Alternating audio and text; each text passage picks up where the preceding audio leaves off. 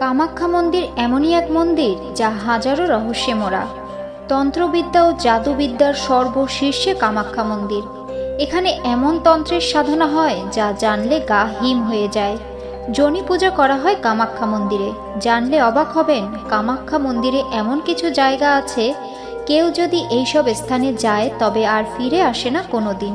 এই সব রহস্য জানতে ভিডিওটি শেষ পর্যন্ত দেখার অনুরোধ রইল।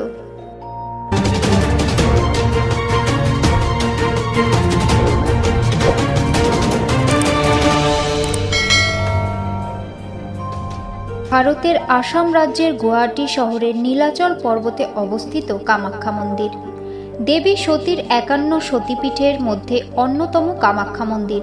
তবে 4টি আদি শক্তিপীঠের মধ্যেও অন্যতম এই মন্দির। কালিকা পুরাণ অনুযায়ী কামরূপ কামাখ্যা দেবী সতীর গর্ভ ও যোনি পড়েছিল।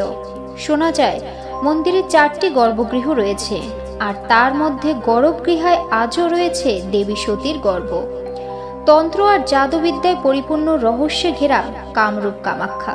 জানা যায় এখানে এমন সাধক রয়েছে যারা তাদের সাধনা আর তন্ত্রবল দ্বারা করতে পারে না এমন কোনো কাজ নেই।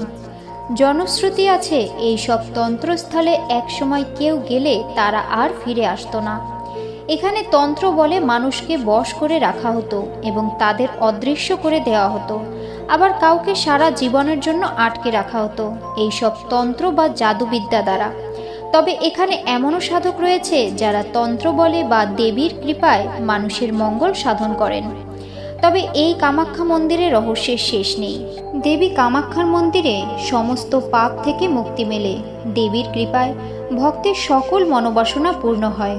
কামাখ্যা মন্দিরে যোনি পূজা করা হয়।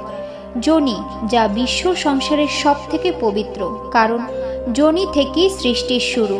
একজন নারী সন্তান ধারণ এবং জন্ম দেওয়ার জন্য যে পীড়া সহ্য করেন, তার প্রতীক হিসেবেই সনাতন ধর্মাবলম্বীরা অতি শ্রদ্ধা, বিশ্বাস আর ভক্তির সাথে পুজো করেন মাতৃযোনি। এই মন্দিরে 10 মহাবিদ্যারও পুজো করা হয়। বছরে 3 দিন অম্বুবাচীতে মহা উৎসব হয় কামাখ্যা মন্দিরে। পৌরাণিক তথ্য অনুসারে বছরে একবার দেবী রজস্বলা বা ঋতুমতী হন 3 দিনের জন্য, আর এই 3 দিনই অম্বুবাচী নামে পরিচিত। 3 দিনের জন্য বন্ধ থাকে মন্দির। এরপর চতুর্থ দিন স্নান এবং উৎসব শুরু হয়। এই সময় ভক্তের ঢল নামে কামাখ্যা মন্দিরে। দূর দূরান্ত থেকে দর্শনার্থী ছুটে আসেন এই মহাশক্তিপীঠে। মা কামাখ্যা তার সকল ভক্তের মনোবাসনা পূর্ণ করেন। ভিডিওটি ভালো লাগলে লাইক করুন। হিন্দু ধর্মের মাহাত্ম্য প্রচারে ভিডিওটি বেশি করে শেয়ার করুন।